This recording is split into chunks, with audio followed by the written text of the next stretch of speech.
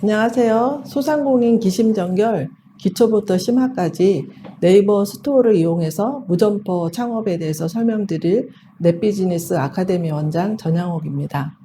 이 방송은 코로나 방역 수칙을 준수하여 마스크를 벗고 촬영하였습니다.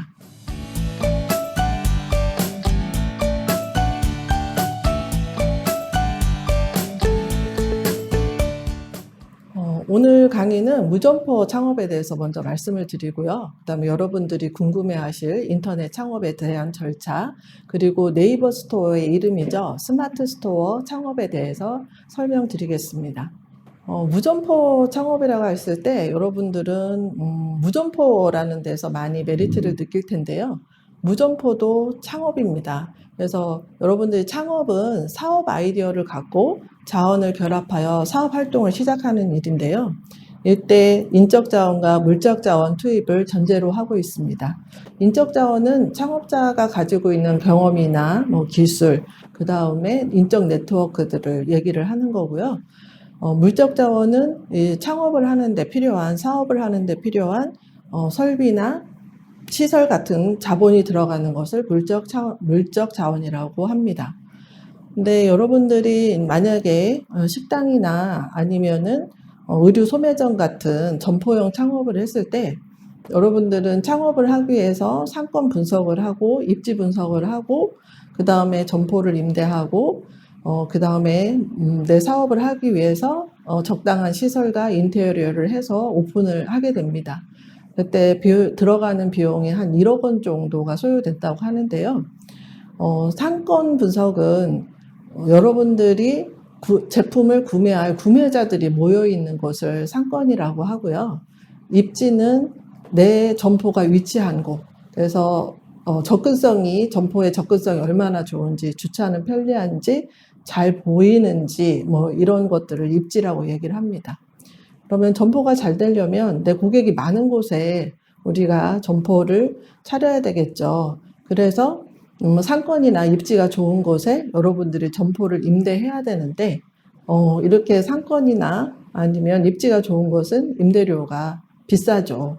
그래서 내가 자금의 여유가 없다면 조금 상권에서 벗어난 골목 안쪽에서 창업을 하게 되는데 이러면은 내 고객이 많지 않기 때문에 방문 고객이 없어지고 매출이 적어지면서 얼마 안 가서 여러분들이 폐업을 할 수밖에 없는 그런 상황에 놓이게 되는 거죠. 그래서 우리가 골목 안에 상권에 이제 매장을 오픈을 하고 바로 문을 닫는 경우를 자주 볼 수 있습니다. 그래서 점포형 창업의 경우에는 초기 창업 비용을 얼마나 가지고 있느냐 이게 많이 성공의 성패를 좌우하고 있습니다. 근데 여러분이 자금이 별로 없다면 무점포 창업에 대해 생각을 해보실 건데요. 무점포 창업은 점포형 창업이었을 때 점포형 창업은 장사가 잘 되든 잘 되지 않든 계속 지속적으로 임대비나 아니면 인건비, 시소를 이용하는 비용을 계속 내야 하지만 무점포 창업은 이런 고정비에 대한 부담이 없어서 조금 더 편하게 창업을 할 수가 있습니다. 그런데 무점포 창업도 창업이기 때문에 여러분들이 물적 자원이 조금 덜 들어간다고 하면 인적 자원에 대한 투입이 많이 늘어나야 되겠죠. 그래서 여러분들이 무점포 창업을 할 때는 창업자의 역량, 창업자가 창업에 대해서 얼마나 많은 지식을 가지고 있느냐가 무척 중요하게 되겠습니다. 다음으로는 인터넷 창업 절차에 대해서 말씀을 드릴게요. 우리나라의 인터넷 판매가 언제부터 시작되었을까요? 네, 1990년에 시작을 했습니다. 처음에 인터파크에서 인터넷 판매를 시작을 했죠. 그때 사람들의 반응이 어땠을까요? 네, 사람들은 이렇게 얘기했죠. 인터넷에서 물건을 팔아? 그게 돼? 네, 사람들이 인터넷에서 사? 이런 반응을 보였습니다. 그런데 지금은 전혀 그런 말을 하는 사람이 없죠.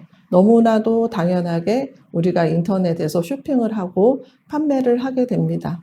그러면은 여러분들이 우리가 보통 얘기하는 1980년에서 2000년 초반의 세대를 우리가 밀레니얼 세대, MZ 세대라고 얘기를 하는데요.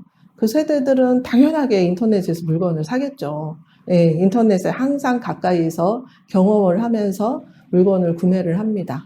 그러면은 그분들보다 조금 윗세대, 2차 베이비 부머라고 하는데요. 보통 이제 1970년대 생들은 어떨까요? 그분들은 인터넷에서 구매를 할까요? 그분들은요, 삐삐부터요, 스마트폰까지 모든 IT를 경험한 세대예요. 그래서 인터넷 구매를 잘하죠. 예, 그분들도 인터넷이 쉬워요. 그래서 쉽게 인터넷에서 제품을 구매를 합니다. 그러면 그거보다 더 윗세대, 예, 우리가 베이비 부모 세대라고 하는 분들이요. 보통 58년 개띠고 지금 퇴직을 하였거나 아니면 퇴직을 준비 중인 분들. 그분들은 인터넷에 구매를 할까요? 예, 뭐 구매를 하시는 분도 있고 인터넷을 좀 사용을 못하는 분도 있는데요. 이분들도 빠르게 인터넷 시장으로 흡수가 되고 있어요. 그 계기가 뭐냐면 바로 코로나19죠. 이분들이 인터넷에서 구매를 안 하고 동네의 마트나 뭐 전통시장 가서 장을 봤던 세대들이라면 이제 코로나19 때문에 오프라인에 나가서 장을 보거나 마트를 이용하기가 어려워진 거죠. 그러면서 내가 전에는 좀 힘들어 했지만 스마트폰을 들고 판매를 하게 되는 거죠. 아니, 구매를 하게 되는 거죠. 그래서 전에는 스마트폰이 어렵고 힘들었는데 막상 사보니까요, 쉬워요. 예, 그리고 편해요. 그리고 무거운 거 들고 다니지 않아도 되고, 그래서 이분들이 인터넷 이제 구매를 하게 되는 거죠. 그런데 만약에 이 팬데믹 사태가 없어지고 다시 우리가 좀 오프라인 활동이 자유로워진다고 이분들이 다시 마트를 이용하고 아니면 시장을 이용하는 상태로 다시 돌아가느냐? 그건 아니겠죠. 이분들 이미 인터넷 판매에 너무 빠져들었거든요. 인터넷 구매에. 그래서 이분들도 이제 나이가 들었지만 인터넷 구매를 하는 세대로 빠르게 전환이 되는 거죠. 그러면 우리나라에서 봤을 때, 전 세대가, 인터넷 구매를 하는 세대라고 봐도 되겠죠. 예, 앞으로 더 많은 세대들이 인터넷 구매를 하는 세대로 편입이 될 테니까요. 그렇다면 판매자 입장은요? 고객들이 온라인상에 있거든요. 그러면은 판매자도 당연히 온라인 가서 판매를 하는 것이 당연해졌습니다. 그러면은 우리가 이제 인터넷에서 판매를 하고 싶다. 온라인에서 창업을 하고 싶다. 그러면은 어떻게 해야 되냐? 먼저 사업자 등록증이 없으신 분은 사업자 등록증을 먼저 해야 되겠죠. 그래서 사업자 등록증은 뭐 세금계산서에 가든지 아니면 국세청 홈택스 온라인을 통해서 사업자 등록증을 할 수가 있습니다. 이때 필요한 서류는 여러분들이 그 사업장 주소지의 임대차 계약서가 필요하고요. 인터넷 판매를 할 때는 하나 더 필요한 필수 서류가 있는데요. 통신판매업 신고입니다. 통신판매업 신고도 마찬가지로 여러분들이 관할시 구청의 부서에 가서 오프라인으로 신고를 하셔도 되고요. 아니면은 정부24라는 온라인 사이트를 이용해서 신고를 하셔도 됩니다. 네, 통신판매업 신고를 할 때는 두 가지 필수 서류가 있는데요. 첫 번째가 사업자 등록증이고요. 두 번째가 구매 안전 서비스 이용 확인증입니다. 사업자 등록증은 앞서 말씀하신 대로 여러분들이 이미 사업자 등록이 되어 있다면 뭐 기존의 사업자 등록증을 구비를 하고 되어 있지 않다면 뭐 국세청이나 아니면은 홈셋에 가서 신고를 하시면 되고요. 구매 안전 서비스 이용 확인증은 과거에 인터넷 판매 초창기에 판매자가 물건을 팔고 구매자가 입금했는데 판매자가 제품을 보내주지 않는 그런 문제가 빈번히 일어났을 때 이 사이트는 구매자의 안전을 보호하는 시스템을 갖췄다라는 서류를 증명하기 위해서 만들어진 서류입니다.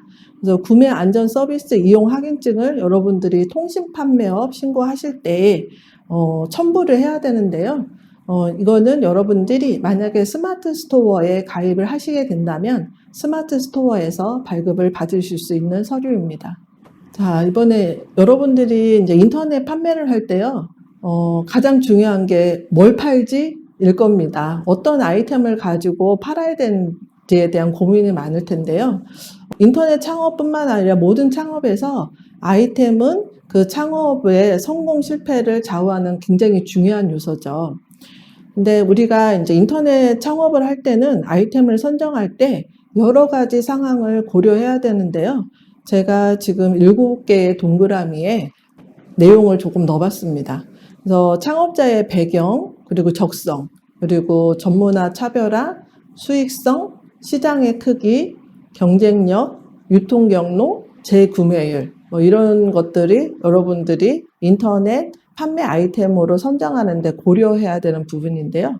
여러분들은 이 중에 어떤 것이 가장 인터넷 판매할 때 중요하다고 생각을 하시나요? 네, 하나씩 설명을 드릴게요.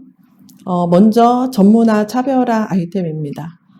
이미 인터넷 시장은 많은 판매자들이 들어와서 판매를 하고 있는 시장입니다. 그래서 여러분들이 판매를 할 때 조금 더 전문화된 아이템을 선정하시는 게 좋은데요. 예를 들어서 내가 농산물을 팔겠다.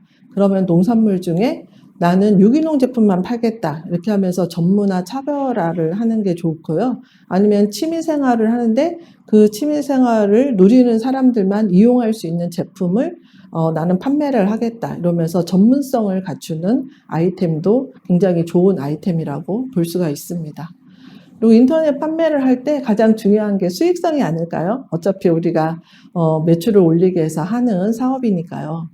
그래서 여러분들이 뭐 인터넷 판매를 하는데 하나 팔아서 1,000원 남을 수도 있고요. 하나 팔아서 10만 원 남을 수도 있어요. 그러면 어떤 게 더 수익성이 높으냐? 물론 뭐 여러 가지 비교를 해봐야 되겠지만 하나 팔았을 때 더 많이 남는 제품을 여러분들이 선정을 하시는 게 좋겠죠. 근데 하나 팔았는데요, 되게 많이 남아요. 그래서 좋아요. 근데 시장이 너무 작아서 이 제품을 구매하는 사람이 별로 없어요. 그러면은 좋은 아이템이라고 볼 수 없겠죠. 그래서 내 제품을 찾는 사람들이 어느 정도 시장이 있는 그 시장 크기가 확보된 제품을 여러분들이 선정을 하셔야 되고요. 또 거기 시장에는 항상 경쟁자가 있습니다. 그래서 경쟁자에 비교했을 때 내 제품이 경쟁을 이길 수 있는 경쟁력 있는 상품인지 생각을 해보셔야 되고요. 또 우리가 이런 이제 수익성을 담보하기 위해서는 이 제품을 가져올 수 있는 유통 경로가 확실해야 됩니다. 그리고 여러분들이 이제 판매를 할 때 재구매율을 일으킬 수 있는 제품인지도 한번 생각을 해보셔야 되는데요. 제가 과거 필립스 제품을 판매를 할 때 면도기를 판매한 적이 있습니다. 네, 저한테 그 필립스 면도기를 제공해 주시는 대표님이 이런 얘기를 한 적이 있어요. 면도기보다 면도날이 더 재밌다. 네, 어떤 내용일까요? 여러분들이 면도기를 산다고 생각을 해보세요. 요즘은 뭐 5중 면도날, 뭐 6중 면도날 하면서 굉장히 비싼 면도기가 시장에 나와 있죠. 그런 제품을 살 때 여러분들은 뭐 짧게는 1시간, 뭐 길게는 2, 3일도 검색을 해요. 왜냐면 가격이 비싸고 그 다음에 이걸 한번 사면 몇 년 동안을 사용을 해야 되니까요. 그런데 면도기는 어때요? 면도기를 사고 면도날은요? 면도날은 여러분들이 면도기를 이미 구매를 했기 때문에 면도날은 이미 정해져 있어요. 그래서 오랜 검색을 안 하고 뭐 좀 저가로 구매할 수 있는 사이트 정도만 찾아서 구매를 하겠죠. 근데 그렇게 구매를 했는데요. 제품도 괜찮고 배송도 빨라서 저한테 만족감을 줬어요. 그러면 다음에는 검색을 또 해서 막 최저가를 찾을까요? 그렇게 안 하죠. 좋은 경험을 줬기 때문에 다시 그 사이트에 들어가서 우리가 구매를 하게 되는 거예요. 그래서 우리가 처음에 제품을 팔 때 노력을 많이 하는데 이게 재구매율로 이루어지면 어느 정도 매출을 담보할 수 있는 사이트로 성장을 하게 되는 거죠. 그리고 마지막으로 창업자의 배경인데요. 여러분들이 저한테 심화까지 배우시고 스마트 스토어 창업을 해서 제품을 올렸어요. 수익성도 좋고 뭐 경쟁력도 있어요. 그래서 팔리느냐? 그거는 얘기할 수 없어요. 왜냐하면 경쟁자들이 너무 많으니까. 그래서 여러분들이 어느 정도 매출이 오르기까지 굉장한 노력이 필요하고 저는 개인적으로 6개월에서 1년은 여러분들이 매출을 올리기 위해서 노력을 하셔야 된다고 생각을 해요. 그러면 내가 6개월이나 1년 동안 내가 원하지 않는, 그러니까 내가 생각하는 것보다 매출이 적은 상태에서 이 업을 계속 유지를 해야 되는데 내가 좋아하는 아이템이면 계속 지속할 수가 있어요. 그래서 여러분들이 좋아하는 아이템을 선정을 하신다면 6개월이나 1년 동안 지속을 할 수 있지만 그렇지 않으면 창업 자체가 쉬웠기 때문에 빠르게 또 폐업을 할 수가 있는 거죠. 그래서 인터넷 창업을 하실 때 아이템 선정에서 가장 중요한 건 저 개인적으로 본인이 좋아하는 아이템을 선정하는 것이 가장 좋다고 생각을 합니다. 다음으로 인터넷 창업을 할 때 여러분들이 고려하셔야 되는 부분이 소비 트렌드에 대한 이해입니다. 트렌드는요, 유행과 달라요. 유행은 짧은 시간에 번쩍 사람들한테 인기를 끌었다는 거면 트렌드는 그 사이에 지속되는 흐름을 얘기합니다. 그래서 우리 사회에 1인 가구가 늘어나면서 혼밥, 혼술족이 늘어나는 것도 트렌드인데요. 이런 이제 사회의 정기적인, 그러니까 계속되는 흐름을 이해를 해서 여러분들이 판매 아이템을 선정하는 거는 굉장히 중요한 판매 요소라고 볼 수 있겠죠. 그 중에 이제 많은 트렌드가 있는데요. 그 중에 여러분들 이제 아이템을 선정하는데 도움이 될 만한 트렌드 몇 개를 소개하겠습니다. 먼저 홈코노미인데요. 홈과 이코노미의 합성어입니다. 우리가 홈 트레이닝, 홈 카페, 홈 뷰티 디바이스라고 되어 있는데요. 과거에는 트레이닝 세트, 장에 가서 트레이닝을 받거나 아니면은 뷰티 샵에 가서 전문적인 뷰티 관리를 받아야 됐다면 지금은 집에 트레이닝 용품을 갖다 놔서 집에서 혼자 트레이닝을 하거나 아니면 LED 마스크 같은 도구를 이용해서 피부 관리를 하는 그런 경제적인 관리를 하는 게 인기를 끌고 있죠. 다음으로는 하비슈머인데요. 드로잉이나 캘리그라피 용품부터 클래식 기타 용품, 악기 용품 같은 것들이 인기를 끌고 있는데요. 전에 우리가 이제 그림을 배우려고 하면은 어디 가서 배웠냐? 그럼 문화센터에 등록을 했죠. 문화센터에 등록을 해서 오랜 시간 그림을 배워서 그림을 그릴 수 있었는데 요즘은 어때요? 그림 세트를 사죠. 그러면 거기에 번호가 있어요. 그러면 그 번호에 맞춰서 색을 골라서 넣으면 멋진 명화가 탄생을 하죠. 그래서 굳이 내가 문화센터 가서 그림을 배우지 않아도 집에서 이런 취미 생활을 할 수 있는 용품들이 인기를 끌고 있습니다. 또 일례로 팬데믹 사건에서 미국에서 행동 제한령이 내렸을 때 망하던 퍼즐 회사들이 매출이 엄청 올랐다는데요. 사람들이 외부에 외출을 못하니까 집에서 취미 생활을 하는데 1000개 퍼즐, 10,000개 퍼즐을 맞추는 그 취미에 푹 빠졌다는 거죠. 그래서 갑자기 퍼즐 회사들이 매출이 오르는 그런 일이 벌어졌다고 합니다. 그래서 만약에 여러분들이 난 취미가 있어. 근데 그 취미에 이런 용품이 필요한데 파는 사람이 없어. 그럼 여러분들이 만드세요. 만들어서 팔면 아주 인기가 좋을 겁니다. 그리고 다음으로는 젠더리스입니다. 젠더리스는 여성, 남성의 경계가 없어지는 걸 젠더리스라고 하는데요. 화장품, 뭐 향수 이런 것들이 과거에 여성의 전유물이었다면 네이버 그 데이터 랩에 검색을 해보시면 향수가 남성, 여성 검색 비율이 50대 50입니다. 그러니까 과거에 여성의 전유물이었다고 생각하는 향수가 이제는 여성의 전유물이 아니라는 거죠. 남자도 같이 사용을 하는 거예요.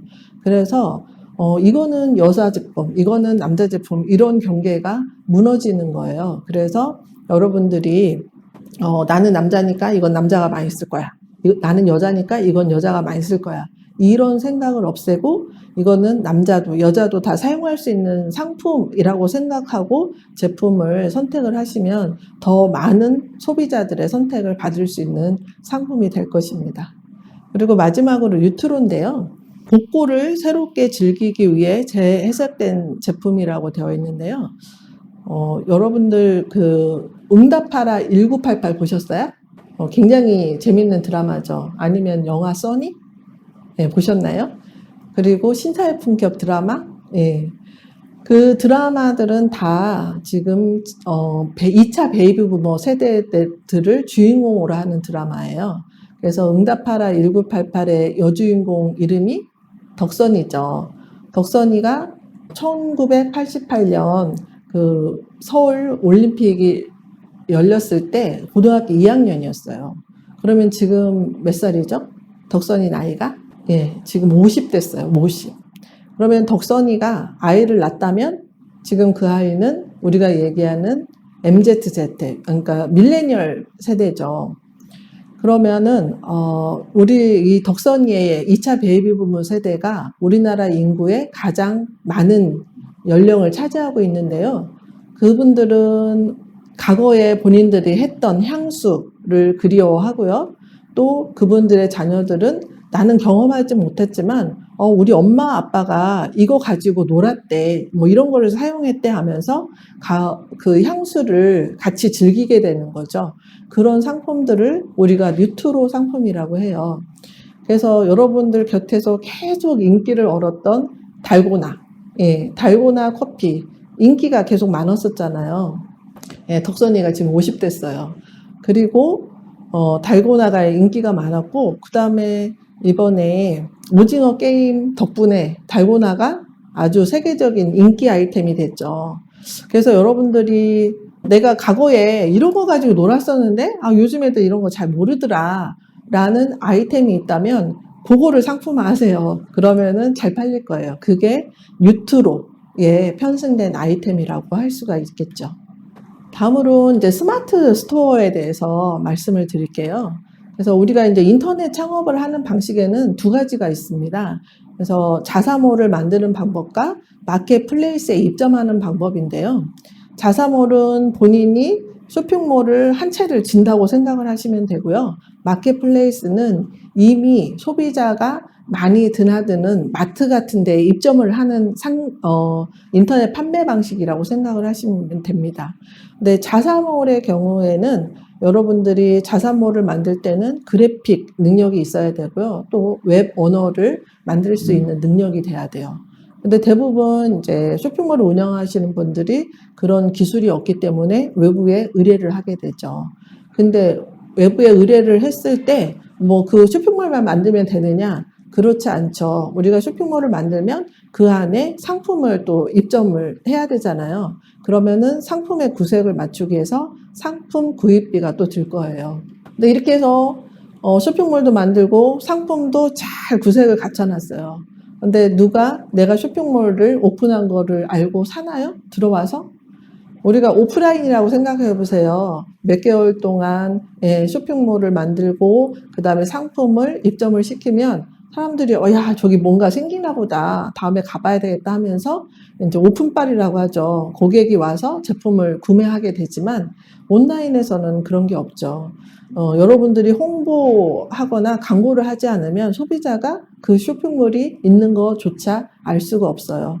그래서 자사몰을 만들었을 경우에 여러분들이 홍보나 광고비로 많은 비용이 소요되게 돼요. 근데 마켓플레이스는 이미 소비자들이 많이 들어와 있기 때문에 우리가 조금 더 광고비나 홍보비를 줄이면서 판매할 수 있는 방식인데요. 앞에 화면에 보시는 것처럼 옥션, 지마켓, 11번가, 쿠팡, 이메프, 티몬 같은 사이트를 우리가 마켓플레이스라고 합니다. 근데 옥션, 지마켓, 11번가는요. 누구나 개인도 회원가입만 하면 판매를 하실 수가 있어요. 그래서 누구한테나 열려있다라고 해서 오픈마켓이라고 하고요. 쿠팡, 이메프, 티몬은 기존에 지금처럼 고정가 상품을 파는 게 아니라 기존에 우리 동네 음식점 티켓, 뭐 뷰티샵 티켓, 아니면 미용실 티켓을 구매를 해서 그걸 지역에 소비하는 형태의 쿠폰을 팔던 사이트들이에요. 그래서 이 사이트들을 우리가 소셜 커머스라고 얘기를 하죠. 그리고 지금도 여전히 이제 소셜 커머스라는 이름을 가지고 있는데요. 근데 그 쿠팡이나 이메프나 티몬은 개인은 회원가입해서 판매를 하실 수가 없고요. 사업자 회원만 회원가입해서 판매를 할 수 있는 차이가 있습니다. 그렇다면 스마트 스토어 창업은 어떤 거냐? 그러면은 스마트 스토어는요, 오픈마켓 방식이에요. 그래서 조금 전에 제가 말씀드린 것처럼 개인도, 사업자가 아닌 개인도 회원가입을 해서 판매를 할 수 있는 사이트인데요. 근데 스마트 스토어에 놀라운 장점이 있는데, 이렇게 개인이 회원가입해서 상품을 올려요. 그러면 스토어가 하나 짠 하고 생겨요. 정말 놀랍게. 그래서 제가 맨 처음에 스마트 스토어를 만났을 때 이 기능을 보고 굉장히 놀랐거든요. 그래서 우리가 스토어를 만드는데, 자사몰을 만드는데 굉장한 시간과 비용이 들지만 스마트 스토어를 이용하면 상품 등록과 동시에 스토어가 하나 생기는 장점을 가지고 있는 사이트죠. 근데 이 스마트 스토어가 가지고 있는 장점이 또 있습니다. 수수료예요. 수수료 체계가 어떻게 되냐면 상품을 등록하는 데는 무료예요. 상품을 등록하는 데는 비용이 들지 않는데, 만약에 스마트 스토어에서 판매가 됐다 그러면은 판매 수수료를 내게 되는데요. 이 수수료가 어떻게 되냐, 그러면 만약에 구매자가 네이버 쇼핑에 들어와서 스마트 스토어에서 제품을 보고 구매를 했어요. 그러면 네이버 쇼핑에 연동되는 수수료 2%에 구매자가 네이버 페이를 사용하는 결제 수수료를 내게 되죠. 그래서 그 결제 수수료가 무통장 입금이면 1%, 모바일 카드로 결제했다? 그러면 3.85%를 내는 거예요. 그래서 소비자가 네이버 쇼핑에서 검색해서 내 제품을 만나고 구매를 했다. 그러면 네이버 쇼핑 연동 수수료 2%에 만약에 모바일 카드로 했다? 그러면 3.85%를 더한 5.85%를 여러분들이 수수료로 내게 되는 거예요. 그러면은 이 네이버 수수료는 구매자가 어떤 방식으로 결제했느냐에 따라 수수료율이 달라지기 때문에 어떤 이는 5%라고 얘기를 하기도 하고, 저는 계산하기 쉽게 6%라고 수수료를 얘기를 합니다. 근데 6% 수수료가 비싼가요? 그러니까 여러분들이 이제 10,000원짜리 상품을 팔아요. 그러면은 네이버에 600원을 내고 나는 9,400원을 받는 거죠.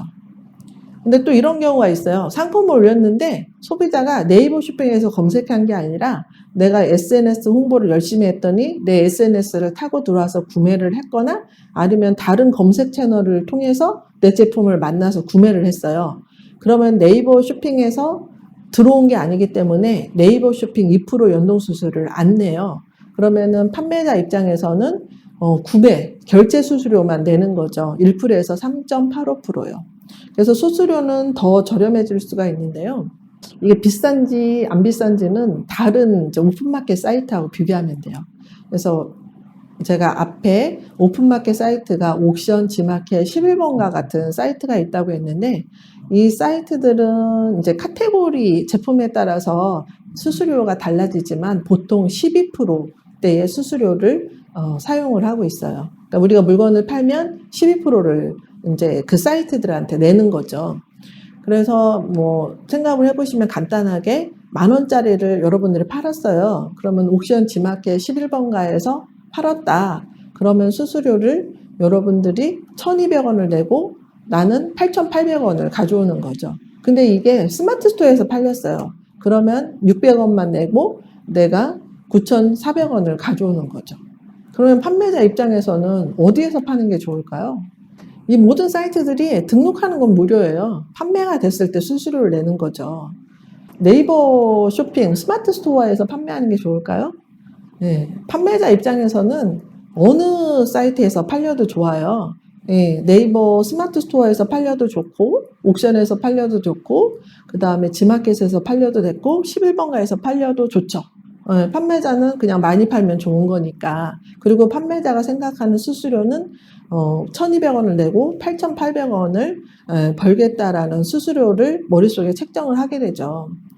근데 스마트 스토어에서 팔렸어요. 그때는 생각보다 조금 더 나한테 이득이 나와요. 그러면은 판매자 입장에서는 10,000원 팔 거를 네이버 스마트 스토어에서는 9,600원에 팔 수도 있는 거죠. 수수료가 조금 더 저렴하니까. 그래서 처음에 스마트 스토어에 입점한 판매자들은 이런 오픈마켓에 비해서 수수료가 저렴하기 때문에 가격을 낮춰서 판매하기 시작을 했죠. 근데 소비자들은 어떤 사이트가 제일 싸게 파는지를 정말 잘 알거든요. 그래서 열심히 검색을 했더니 이게 스마트 스토어라는 데가 제일 싼 거예요. 그러면서 사람들이 네이버 쇼핑에 몰리기 시작했고 스마트 스토어가 소비자들한테 굉장히 인기를 얻게 된 계기죠. 그리고 이제 앞서 말씀드린 것처럼 우리가 그 스마트 스토어에 그 네이버 쇼핑 연동 수수료를 낸다고 했는데요. 우리가 스마트 스토어 회원가입을 하시고 그 다음에 상품을 등록하면 이거는 바로 네이버 쇼핑에 연동이 됩니다. 네, 우리가 자사모를 만들고요. 네이버 쇼핑에 입점을 하려고 하면 네이버 쇼핑에 저희 자사몰 보고요. 이상 없으면 입점을 해주세요 라는 서류를 내야 되고, 그 다음에 그 네이버를 쇼핑에 입점하는데 한 달 내지 2달 정도의 시간이 걸려요. 그런데 스마트 스토어는 그런 과정 없이 상품만 올리면 바로 네이버에 쇼핑에 연동이 되죠.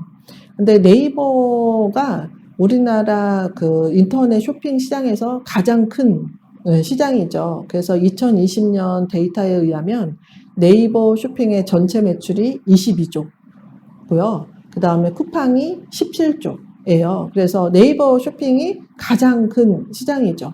제가 앞전에 우리가 아이템 선정에서 시장 크기가 중요하다고 했는데 소비자가 많아야지 또 내 제품을 팔 수가 있는 건데 네이버 쇼핑이 거기에서 가장 큰 시장이라고 볼 수가 있는 거죠. 그래서 스마트 스토어의 가장 큰 메리트 중에 하나가 우리가 제품을 올리면 네이버 쇼핑에 노출이 되고 네이버 사용자들이 내 제품을 볼 수 있다는 것이 굉장히 큰 메리트라고 할 수가 있습니다. 네, 다음으로 스마트 스토어의 장점은요, 너무 제품 올리기가 쉽다는 거예요. 그래서 처음에 쇼핑몰을 만들 때 우리가 그래픽도 해야 되고 앱 언어도 익혀서 올려야 되는데 그 시간이 굉장히 많이 걸린다고 했잖아요. 스마트 스토어가 등장하기 전에 모든 상품은 그렇게 올렸어야 됐어요. 그래서 우리가 포토샵도 배워야 되고 그 다음에 HTML이라는 인터넷 언어도 배워야 되고 그래서 제품을 등록을 해야만 했었죠. 근데 네이버라는 애가요, 블로그를 작성하듯이 여러분들이 키보드만 칠 줄 알고 그 다음에 스마트폰에 사진을 PC로 옮겨올 수 있는 능력만 된다면 누구나 상품을 등록해서 올릴 수 있는 시스템을 네이버에서 만든 거죠. 네이버 블로그를 할 수 있을 정도의 수준이면 누구든 상품을 올릴 수가 있는 거예요.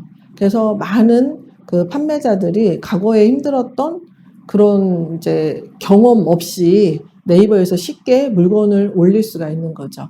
그래서 블로그를 작성하듯이 이야기를 풀어내면서 상품을 올리는 것이 그 스마트 스토어의 굉장히 큰 장점이라고 얘기를 할 수가 있습니다. 그 다음에 네이버 스토어 창업에서 또 다른 장점이 뭐냐면 옥션 지마켓 11번가 이런 데서 물건을 올려요. 그러면은 보이느냐 소비자한테 안 보여요. 잘 안 보여요. 이미 이제 경쟁 판매자들이 선점을 하고 있거든요. 그래서 거기에서 보려면 우리가 광고라는 형식을 통해서 돈을 내고 좀 앞에 노출을 시켜야 돼요. 근데 인터넷 판매에서 가장 중요한 게 노출과 전환이에요. 노출은 뭐냐면 소비자한테 제품이 보이느냐 이거죠. 그래서 소비자한테 제품이 보여야지 소비자가 제품을 보고 살지 말지를 결정을 할 거 아니에요. 근데 제품을 봤는데 또 제품을 이걸 내가 클릭해서 사느냐 그거는 다른 문제고 그 전략을 어떻게 할 건지는 제가 심화해서 말씀을 드리겠습니다. 근데 노출의 부분에서 네이버는 이제 네이버 쇼핑 알고리즘을 공개를 했어요. 그래서 보이시는 화면이 네이버 쇼핑의 검색 랭킹 구성 요소라고 네이버에서 제공한 내용입니다. 그래서 네이버에서 제품을 올리는데 사용자의 검색 의도에 적합한 상품, 그리고 많이 찾고 많이 판매되는 상품, 그리고 상품 정보가 신뢰할 수 있는 상품, 그래서 적합도, 인기도, 신뢰도에 맞는 상품을 올리면 우리가 상위 노출시켜줄게 하는 알고리즘을 공개를 했어요. 그래서 적합도는 상품명이나 카테고리나 제조사나 속성 태그를 올바르게 넣었으면 내가 높은 점수를 줘서 너를 앞으로 보내주고 그 다음에 제품이 클릭수가 많고 또 판매 실적도 좋고 리뷰도 많아 그러면 앞으로 보내줄게 하면서 네이버 품질 지수 점수가 올라가게 되고요. 또 쇼핑몰 잘 운영했어. 그래서 페널티도 없고 잘 운영하고 있어? 그러면 또 내가 품질지수에 점수를 받아서 상위로 올라가는 거예요. 그래서 네이버 쇼핑에 상품을 검색했을 때 누구는 맨 앞에 뜨고 누구는 보이지도 않는 게 이 네이버의 품질 지수라는 것 때문인데요. 그러면은 우리는 지금 막 시작했잖아요. 스마트 스토어를. 아무것도 모르는데 상품, 아이템 선정해서 떠듬떠듬 제품을 간신히 올렸어요. 그러면 우리는 어디에 있어요? 사람들이 보이는 영역에, 그러니까 노출되는 영역에 있느냐? 그거는 몰라요. 네이버 로봇이 점수를 매기니까. 근데 우리한테 희망이 있어요. 뭐냐면 최신성이라는 거죠. 그래서 네이버에서 스마트 스토어에서 제품을 처음 올려요. 그러면 적합도, 뭐 상품명 잘하고 카테고리 잘 올리고 그다음에 이미지나 이런 것들을 네이버에서 원하는 대로 잘 올렸다면 가장 높게 받을 수 있는 게 최신성이에요. 그래서 최신성 점수를 통해서 여러분들이 처음 올렸을 때 노출이 되는 상위 영역의 제품을 입점시킬 수가 있어요. 이게 여러분들이 오픈마켓, 다른 오픈마켓과 굉장히 큰 이제 차이점인데요. 옥션이나 지마켓이나 11번가 같은 경우에는 광고를 통하지 않으면 제품이 잘 보일 수 없는 시스템이지만 네이버 스마트 스토어는 우리가 스마트 스토어에서 준 그 네이버 쇼핑 알고리즘을 잘 해석하고 그거를 이용해서 제품을 올리면 상위에 보여질 수가 있고 또 보여지면 소비자가 클릭하고 들어왔는데 제품이 상당히 마음에 들어. 그러면은 구매를 하게 되고 그러면 구매하면서 그 판매 실적이나 리뷰수가 올라가면서 또 이제 상위에 올라가는 형태로 돼서 꾸준한 판매를 유지할 수가 있는 시스템으로 되어 있는 거죠. 그래서 제품을 뭐 회원가입도 편하고 그 다음에 제품을 올리는 것도 너무 쉽고 근데 올렸더니 판매가 돼. 이런 경험을 할 수 있는 게 스마트 스토어인 거죠. 그러면은 제가 스마트 스토어는 수수료가 저렴하고요. 그 다음에 너무 쉽고요. 그 다음에 상품을 올렸더니 쇼핑몰이 하나 짠 하고 생기고요. 그리고 소비자들한테 보여야 되는데 네이버 쇼핑 알고리즘을 잘 분석해서 제품을 올리면 상위 링크도 돼서 판매를 경험할 수 있는 사이트라고 말씀을 드렸어요. 그러면은 여러분들이 이제 스마트 스토어는 어떻게 개설을 하느냐 설명을 드릴게요. 스마트 스토어는요, 여러분들이 네이버 메인 창에 스마트 스토어라고 검색을 하시면 네이버 스마트 스토어 센터라는 사이트가 검색이 됩니다. 그러면 그 사이트에 들어가시면 판매자 가입 화면이 있어요. 근데 앞서 말씀드린 것처럼 스마트 스토어도 오픈마켓이기 때문에 개인 회원으로 가입을 하셔도 되고 사업자 회원으로 가입을 하셔도 돼요. 내가 아직 사업자도 없고 인터넷 판매도 잘 몰라. 그래서 경험을 해보고 싶어. 그러면은 개인 회원으로 가입을 하셔서 판매를 하셔도 되고요. 아니면 이미 사업자가 있고 내 아이템 가지고 나는 정말 열심히 한번 판매를 해보고 싶어. 그러면 사업자로 회원을 가입하시면 돼요. 근데 이때 중요한 게 뭐냐면 네이버 스마트 스토어는 가입하고 상품을 올리면 쇼핑몰이 하나 생긴다고 했잖아요. 자사몰이. 그래서 쇼핑몰이 생겨요. 그러면 그 쇼핑몰 이름을 선정하는 게 굉장히 중요하죠. 그러니까 이런 거예요. 여러분들이 만약에 친구한테 야, 나 요즘 인터넷 판매하고 있어. 그러면은 당연히 친구가 이렇게 물어보겠죠. 그래? 그럼 쇼핑몰 이름이 뭐야? 내가 들어가서 한번 살게. 이렇게 얘기를 하잖아요. 그러면 네이버에서 쇼핑몰 뭐라고 치면 내 거 나와. 이렇게 얘기할 수 있어야 되고 그 친구가 그 쇼핑몰 이름을 인터넷에 검색했을 때 바로 내 쇼핑몰이 나와야 돼요. 그게 스마트 스토어 이름입니다. 그래서 여러분들이 스마트 스토어 회원가입하실 때 스마트 스토어 이름을 넣게 되는데요. 이 이름은 여러분들이 처음에 넣고요. 한 번 더 수정을 할 수가 있어요. 그러니까 수정의 기회는 한 번밖에 없기 때문에 많이 신중하게 생각을 하셔야 되고요. 그 이름을 정한 다음에 여러분들이 그 이름에 맞는 이제 URL, 영문 이름을 입력하는 과정이 나와요.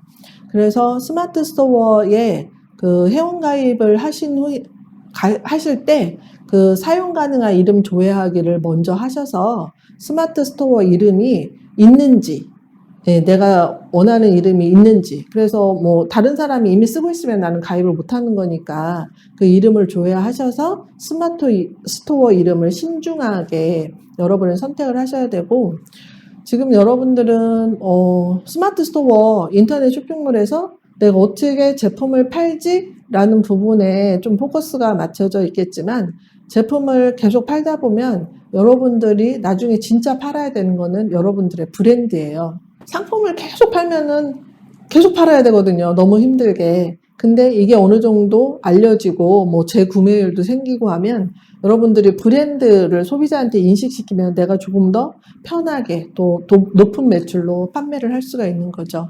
그래서 스마트 스토어 이름을 정하는 거는 굉장히 신중하게 여러분들이 이름을 넣으셔야 되는데요. 스마트 스토어 네이밍이라고 제가 몇 가지 적어봤어요. 그래서 만약에 사업자 등록증이 있고 내가 상호가 있다 그러면은 회사명을 하시는 게 좋겠죠. 그게 스마트 스토어가 다른 뭐 나하고 같은 상호명으로 스마트 스토어가 없다면, 그래서 보통 이제 한샘이라는 부엌 가구 인테리어 전문 회사죠. 그 삼샘몰이라는 이름을 가지고 있고요. 이랜드는 이랜드몰, 이마트는 이마트몰이라는 이름으로 사이트를 개설해서 판매를 하고 있습니다. 그리고 여러분들의 그 스마트 스토어 이름은요, 기억하기 좋아야 돼요. 내가 한번 얘기를 했는데 그 사람이 한 번 듣고도 다음날 검색해 볼 수 있어야 되고, 6개월 후에도 검색해 볼 수 있어야 되고, 1년 후에도 기억해서 검색해 볼 수 있는 쉬운 단어를 사용을 하셔야 됩니다. 그리고 만약에 여러분들이 아이템이 정해져 있다면, 내가 이미 오프라인에서 창업을 해서 그 아이템을 팔고 있고 나는 계속 지속적으로 그 아이템을 팔 거라면 아이템이 정해져 있기 때문에 그런 아이템을 인식할 수 있는 단어를 사용을 하시는 것도 좋겠죠. 그런데 그게 아니고 난 아이템 아직 못 정했어. 근데 누가 뭐 물건을 준대요. 그래서 한번 그거 올리는 것부터 한번 시작을 해보겠어. 라고 하면 여러분들이 아직 확실한 아이템이 정해진 게 아니잖아요. 그러면은 이렇게 주력 아이템을 인식할 수 있는 단어가 좋은 게 아니겠죠. 그래서 여러분들이 주력 아이템을 인식할 수 있는 단어보다는 좀 더 오픈된 이름으로 이름을 선정하시는 게 좋을 겁니다. 그리고 우리 사람들이 기억할 수 있는 숫자가 몇 자리냐, 몇 자리까지 기억할 수 있는지, 우리가 문자 메시지를 받으면 인증을 받을 때 인증번호가 오잖아요. 몇 자리로 와요? 6자리로 오잖아요. 사람이 기억할 수 있는 숫자가 6자리까지 사람들이 기억을 할 수가 있대요. 그래서 우리가 이제 사람들이 한번 들었을 때 기억할 수 있는 이름이어야 되는데, 한글은 그 특수성 때문에 6자까지 가지 말고 2자에서 4자 정도로 하는 게 가장 좋다고 합니다. 그래서 여러분들이 스토어 이름을 정할 때는 간단하게 2자에서 4자 정도의 이름을 정하시는 게 좋고요. 그다음에 되게 중요한데요. 일반 명사는 피하는 게 좋아요. 그래서 제가 마케팅 했던 회사 중에 이제 느림이라는 회사가 있었는데 스토어 이름도 느림으로 넣고 싶다고 했는데요. 소비자들이 느림이라는 거를 네이버에서 검색어를 넣어서 검색을 하면 어떻게 될까요? 네, 스토어가 먼저 나오지 않아요. 느림이라는 용어를 넣었던 블로거들이 먼저 검색이 되죠. 그래서 뭐 느림이라든지 뭐 살림살이라든지 우리가 사용하는 일반 명사는 피하는 게 좋아요. 그래서 상호명에 뭐를 붙이거나 아니면은 어떤 단어들의 조합을 계속 구성을 하셔서 단어의 조합으로 만들어 주시는 것이 소비자 인식에도 좋고요. 그 다음에 내가 네이버에서 검색했을 때 내 스토어가 제일 상위에 나올 수 있는 지름길이 되겠죠. 자, 지금까지 스마트 스토어에 대해서 제가 말씀을 드렸는데요. 혹시 질문사항 있으신가요? 네, 질문사항이 없으시면 제가 지금까지 얘기한 인터넷 창업에 대해서 정리하고 끝을 내겠습니다. 무점포 창업은 여러분들이 점포 없이 창업을 하는 건데요. 이때 무점포 창업도 무자본 창업하고는 달라요. 어느 정도 비용이 들어가는데 그때 여러분들이 자사모를 할 건지 아니면 인터넷 마켓플레이스에 입점을 할 건지 결정을 하는데 이때 마켓플레이스의 장점과 그 다음에 자사몰의 장점을 모두 갖추고 있는 게 스마트 스토어입니다. 스마트 스토어의 장점을 열거를 하면 일단은 누구나 쉽게 가입해서 판매를 해볼 수가 있는데 이때 상품 등록 방식이 너무 쉬워서 쉽게 여러분들이 전문 기술 없이도 상품을 등록을 하실 수가 있고 또 다른 그 마켓플레이스들의 수수료에 비해서 굉장히 저렴한 이제 수수료로 판매를 할 수가 있는 장점을 가지고 있으며 그리고 여러분들이 네이버 쇼핑 알고리즘에 대한 분석을 잘한다면 그러니까 저의 다음 강의를 잘 들으신다면 상위에 노출시킬 수 있는 그런 상품을 등록을 할 수가 있습니다. 예, 지금까지 스마트 스토어 무점포 창업에 대해서 강의를 했습니다. 네, 감사합니다.